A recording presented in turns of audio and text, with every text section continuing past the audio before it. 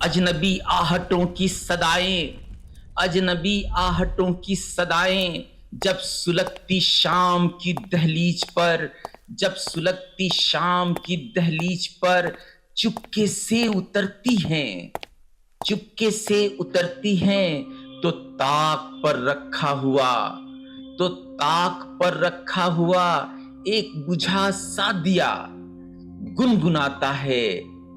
और सदियों को तय करती हुई आहो बका की कहानी, और सदियों को तय करती हुई आहो बका की कहानी मातम करती है, और खामोश हवाओं के गीतों की लय पर, और खामोश हवाओं के गीतों की लय पर अनजान सी रूहें, अनजान सी रूहें आंसू बहाती हैं, कहीं कलियां चटकती हैं, कहीं कलियां चटकती हैं, कहीं मासूम सी आंखों में मौत रक्स करती है, कहीं पर खौफ के आलम में धड़कता दिल थमता है।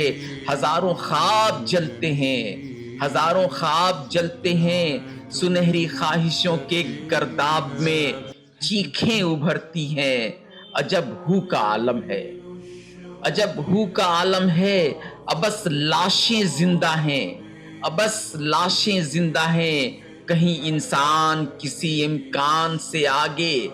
कहीं इंसान किसी इम्कान से आगे नजर नहीं आता, नजर नहीं आता,